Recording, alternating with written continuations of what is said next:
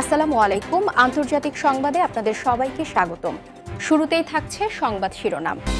ভারতে ফের সাম্প্রদায়িক সহিংসতা, মুসলিম শিক্ষককে গুলি করে হত্যা, নিরাপত্তা নিয়ে বড় সড় প্রশ্ন। ইরান ইসরায়েলের যতই হামলা করুক, তারা গাজার নিয়ন্ত্রণ ছাড়বে না, প্রতিরক্ষামন্ত্রী।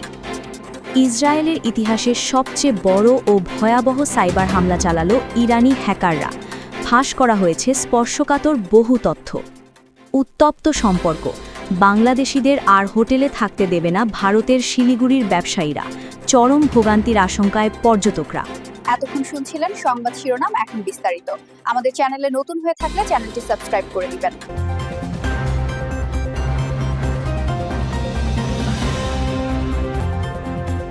ভারতের মুসলিম শিক্ষককে গুলি করে হত্যা।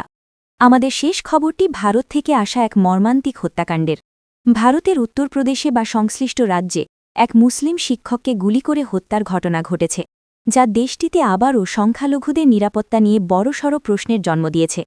জানা গেছে, নিহত শিক্ষক স্থানীয় একটি স্কুলে দীর্ঘদিন ধরে শিক্ষকতা করছিলেন এবং এলাকায় বেশ জনপ্রিয় ছিলেন। প্রত্যক্ষদর্শীরা জানান, স্কুল থেকে ফেরার পথে বাইকে আসা কয়েকজন অজ্ঞাতনামা দুর্বৃত্ত তাকে লক্ষ্য করে খুব কাছ থেকে কয়েক রাউন্ড গুলি ছোড়ে। ঘটনাস্থলেই তার মৃত্যু হয়। স্থানীয়রা বলছেন, এটি কোনো সাধারণ ছিনতাই বা ডাকাতির ঘটনা নয়, বরং এর পেছনে সাম্প্রদায়িক বিদ্বেষ বা পরিকল্পিত ষড়যন্ত্র থাকতে পারে। ঘটনার পরপরই এলাকায় চরম উত্তেজনা ছড়িয়ে পড়ে। পুলিশ ঘটনাস্থলে পৌঁছে পরিস্থিতি নিয়ন্ত্রণে আনার চেষ্টা করলেও স্থানীয় মুসলিম সম্প্রদায়ের মধ্যে আতঙ্ক বিরাজ করছে। নিহত শিক্ষকের পরিবারের দাবি, তার কোনো ব্যক্তিগত শত্রু ছিল না, কেবল ধর্মীয় পরিচয়ের কারণেই তাকে টার্গেট করা হয়ে থাকতে পারে বলে তারা আশঙ্কা করছেন। ভারতের বিভিন্ন মানবাধিকার সংগঠন এই হত্যাকাণ্ডের তীব্র নিন্দা জানিয়েছে। তারা বলছে, সাম্প্রতিক সময়ে ভারতে শিক্ষকদের ওপর হামলা এবং বিশেষ করে সংখ্যালঘু সম্প্রদায়ের ওপর এমন টার্গেট কিলিংয়ের ঘটনা উদ্বেগজনক হারে বেড়েছে। প্রশাসনের পক্ষ থেকে দ্রুত তদন্ত করে দোষীদের গ্রেফতারের আশ্বাস দেওয়া হলেও বিচার পাওয়া নিয়ে সংশয় প্রকাশ করেছেন স্থানীয়রা। এই হত্যাকাণ্ডটি আবারও চোখে আঙুল দিয়ে দেখিয়ে দিল যে ভারতের কিছু অঞ্চলে সাম্প্রদায়িক সম্প্রীতি কতটা নাজুক অবস্থায় রয়েছে।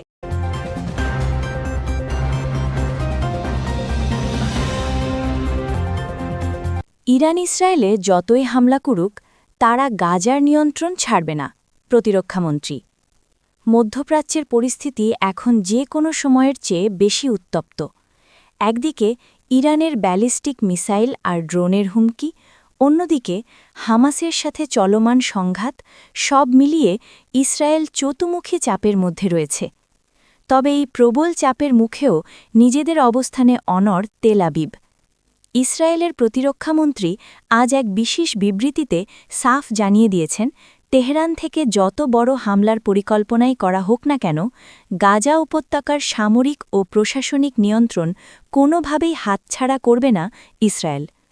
প্রতিরক্ষামন্ত্রী তার বক্তব্যে স্পষ্ট করেছেন যে, ইরান এবং তাদের প্রক্সি বাহিনীগুলো ক্রমাগত ইসরায়েলের সার্বভৌমত্বে আঘাত করার চেষ্টা করছে। কিন্তু গাজা স্ট্রিপ, বিশেষ করে ফিলাডেলফিয়া করিডোর এবং নেতজারিম করিডোরের মতো কৌশলগত এলাকাগুলো ছেড়ে দেওয়ার কোনো প্রশ্নই আসে না।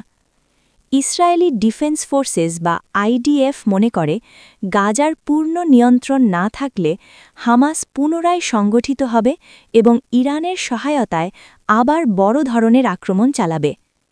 তাই আন্তর্জাতিক সম্প্রদায়ের যুদ্ধবিরতির চাপ এবং ইরানের প্রত্যক্ষ হামলার হুমকির মুখেও ইসরায়েল তাদের নিরাপত্তা বলয় বা সিকিউরিটি জোন বজায় রাখার সিদ্ধান্তে অটল। বিশ্লেষকরা মনে করছেন, প্রতিরক্ষামন্ত্রীর এই বক্তব্য যুদ্ধের মোড় অন্যদিকে ঘুরিয়ে দিতে পারে। ইরান সম্প্রতি তাদের সামরিক মহড়া জোরদার করেছে এবং ইসরায়েলের গভীরে আঘাত হানার হুমকি দিয়েছে। কিন্তু ইসরায়েল পাল্টা হুঁশিয়ারি দিয়ে বলেছে, গাজার মাটিতে তাদের নিয়ন্ত্রণ ব্যবস্থা শিথিল করার অর্থ হল নিজেদের নাগরিকদের মৃত্যুকূপে ঠেলে দেওয়া, যা তারা কখনোই হতে দেবে না। অর্থাৎ কূটনৈতিক আলোচনা বা জিম্মি মুক্তির সমীকরণ যাই হোক, গাজার মাটির দখল ধরে রাখাটাকেই এখন অস্তিত্বের লড়াই হিসেবে দেখছে নেতানিয়াহু প্রশাসন। এই অনড় অবস্থানের কারণে আগামী দিনগুলোতে মধ্যপ্রাচ্যে সংঘাতের মাত্রা আরও ভয়াবহ রূপ নিতে পারে বলে আশঙ্কা করা হচ্ছে।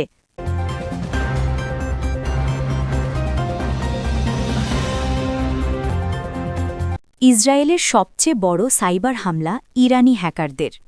গাজার রণাঙ্গনের যুদ্ধের পাশাপাশি এবার সাইবার দুনিয়াতেও বড়সড় ধাক্কা খেল ইসরায়েল। দেশটির ইতিহাসের অন্যতম ভয়াবহ সাইবার হামলার ঘটনা ঘটেছে, যার পেছনে ইরানি হ্যাকারদের হাত রয়েছে বলে নিশ্চিত করা হয়েছে।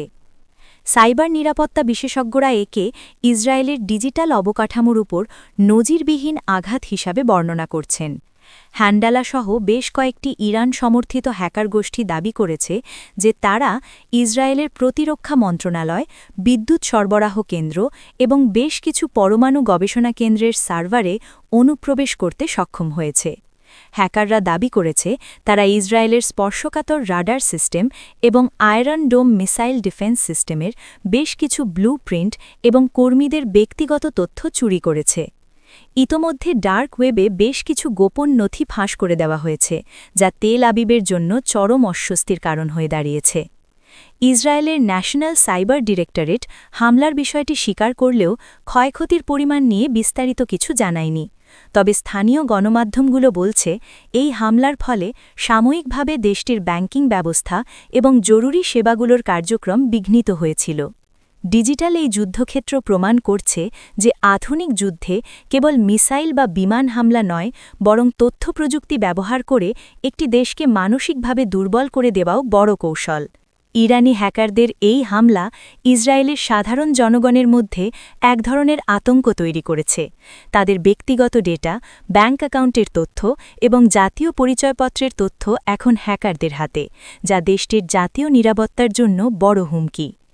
ইসরায়েল জানিয়েছে তারা এই সাইবার আগ্রাসনের উপযুক্ত জবাব দেবে, তবে সাইবার বিশেষজ্ঞরা বলছেন ইরানের এই হ্যাকিং সক্ষমতা ইসরায়েলের গোয়েন্দা সংস্থা মোসাদের জন্য একটি বড় ব্যর্থতা হিসাবে বিবেচিত হচ্ছে।